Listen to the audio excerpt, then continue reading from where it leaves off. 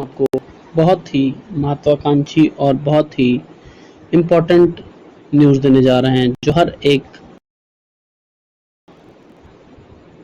Student के लिए, जो भी सरकारी नौकरी या किसी भी नौकरी के लिए तलाश में हो, उनके लिए बहुत ही अच्छा मौका है, जो कि CM fellowship programme planning department government of Uttar Pradesh की तरफ से मुख्यमंत्री फेलोशिप कार्यक्रम हेतु विस्तृत दिशा निर्देश एवं पात्रता व शर्तें। तो हम आपको सबसे पहले बता दें कि ये एक मुख्यमंत्री की फेलोशिप कार्यक्रम है, जिसमें युवाओं की प्रतिभा के साथ प्रदेश की तरक्की और विकास करना शामिल है, जो कि मिशन रोजगार के अंतर्गत नियोजन विभाग उत्तर प्रदेश शासन द्वारा शुरुआत की गई है। युवाओं की प्रतिभा के साथ प्रदेश की तरक्की और विकास। ठीक है, तो सबसे पहले इसकी आयु सीमा के बारे में बात करते हैं। तो आयु सीमा 40 वर्ष की होनी चाहिए। स्नातक प्रथम श्रेणी तो आयु सीमा आपकी क्या है? सीएम फेलोशिप कार्यक्रम एक पूर्णकालिक जुड़ाव और फेलोशिप है, कार्यकाल है और कार्यकाल के दौरान किसी अन्य अध्ययन कार्यक्रम, रोजगार आदि की अनुमति नहीं दी जाएगी। पोर्टल पर आवेदन पत्र जमा करने की अंतिम तिथि जो है वो आप उसके अनुसार आपकी उम्र 40 वर्ष से अधिक नहीं होनी चाहिए। प्रथम श्रेणी या न्यूनतम 60% अंकों के साथ 60% अंकों के साथ स्नातक या मान्यता प्राप्त संस्थानों विश्वविद्यालय से उच्च शैक्षणिक योग्यता, हिंदी देवनागरी लिपि बोलने और लिखने में दक्ष होना चाहिए। आवेदन में सूचीबद्ध किसी भी क्षेत्र में प्रासंगिक कार्य अनुभव, फेलोशिप से संबंधित विषयगत क्षेत्रों में लेख, नीति पत्र, शोध पत्र, मूल्यांकन, परियोजनाओं और योजनाओं में निगरानी आदि का प्रकाशन, साक्ष्य प्रदान करना होगा। उद्देश्य का विवरण को कड़े साहित्यिक चोरी, प्लागियारिज्म परीक्षण से गुजरना होगा।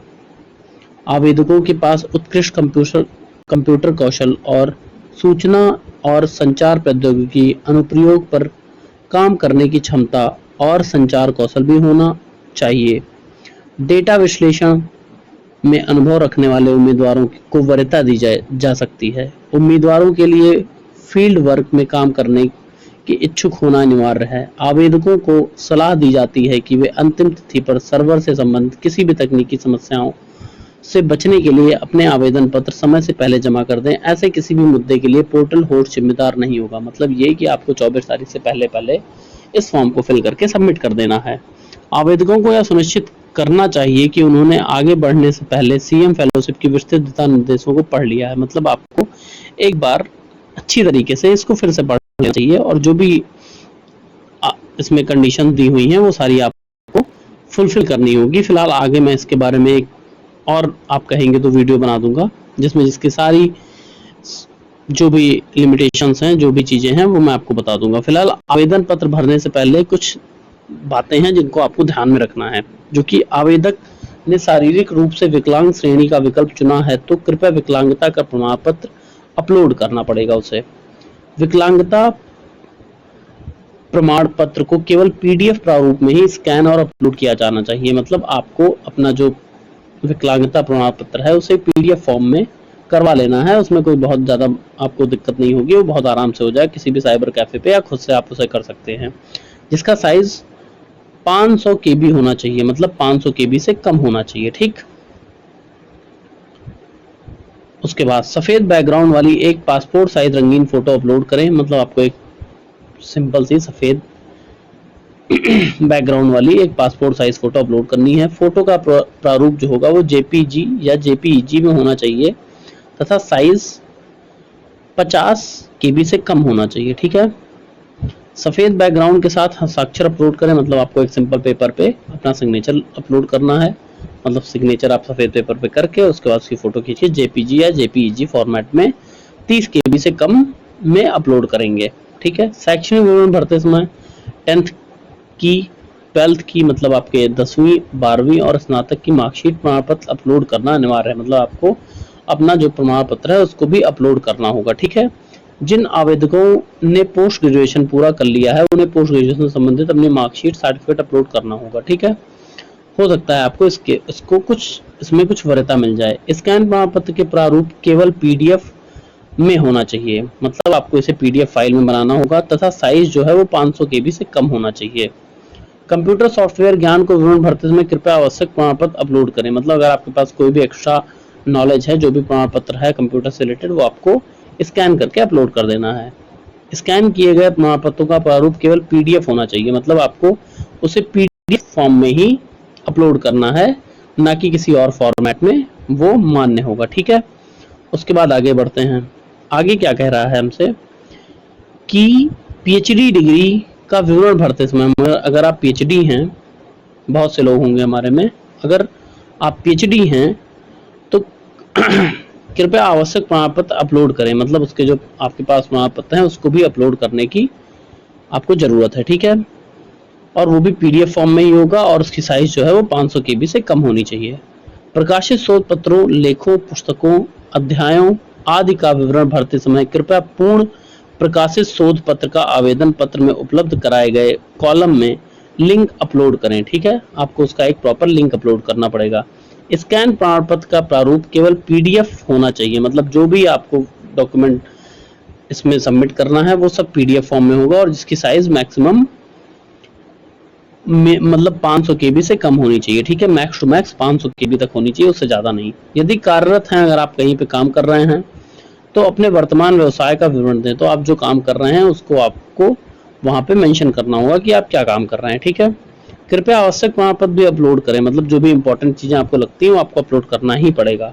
फाइल का प्रारूप केवल पीडीएफ होगा, जैसे मैंने आपको बताया कि जो भी फाइल होंगी वो सारी पीडीएफ में ही अपलोड होंगी। ठीक, और 500 केबी से कम होनी चाहिए। आपने प्रासंगिक कार्य अनुभव का विवरण भरें, मतलब अगर आपने कुछ भी किया अपनी लाइफ में, कुछ भी आपको लगता है कि आपने अलग किया है, कुछ ऐसा जो आपको लगता है कि आपकी क्वालिटी को एनहांस करेगा, आपकी चीज़ों को और बढ़ा चढ़ा के रखेगा, उसको आप जरूर भरें।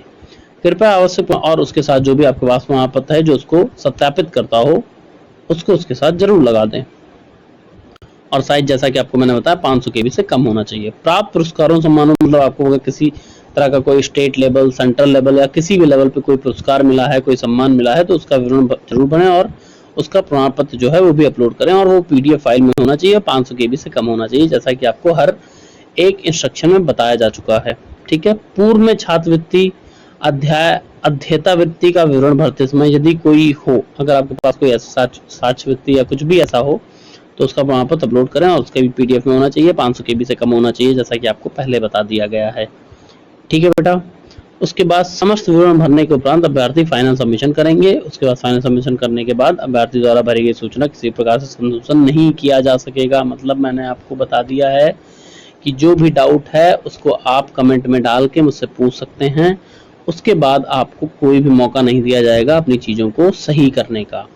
समस्त विवरण भरने के उपरांत अभ्यर्थी क्या करेंगे, फाइनल सबमिशन पर क्लिक करेंगे और फॉर्म अंतिम रूप से सबमिट किया जाना सुनिश्चित करेंगे, अन्यथा उनका अभ्यर्थन निरस्त माना जाएगा। मतलब आपको सारी चीजें करने के बाद फाइनल सबमिशन भी करना है। ठीक है, अगर आप उसको नहीं करते हैं, किसी कारणवश छोड़ देते हैं, तो फिर आपका जो भी फॉर्म है वो सबमिट नहीं होगा और आप किसी भी तरीके से इसके लिए एलिजिबल नहीं होंगे। तो इसके लिए आपको सबसे पहले अपनी जो जितनी भी डॉक्यूमेंट्स हैं उनको प्रिपेयर कर लेना है, सारी पीडीएफ फॉर्म में होंगी और आपको उसे 500 केबी से कम में करना है।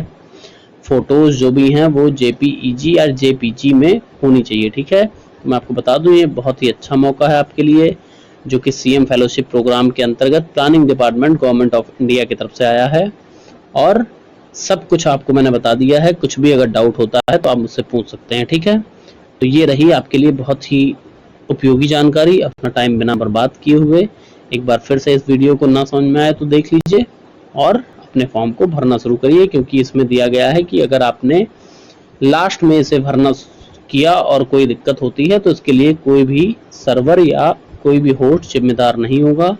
तो आपसे मेरा विनम्र निवेदन है कि इसको जल्दी से जल्दी भर के और अपना फॉर्म सबमिट कर दीजिए। ठीक है, thank you friends and thank you so much for your valuable time. और कुछ भी हो, कोई भी फीडबैक हो related to video, related to this channel, आप हमें बता सकते हैं। और आपका मन करता है तो आप प्लीज़ चैनल को सब्सक्राइब कर लीजिए, बेल आइकन को प्रेस कर लीजिए, ताकि आपको जो भी इम्पोर्टेंट न्यूज़ हो वो बहुत कम टाइम में बहुत अच्छी तरीके से समझा दिया जाए। Thank you so much and have a good day.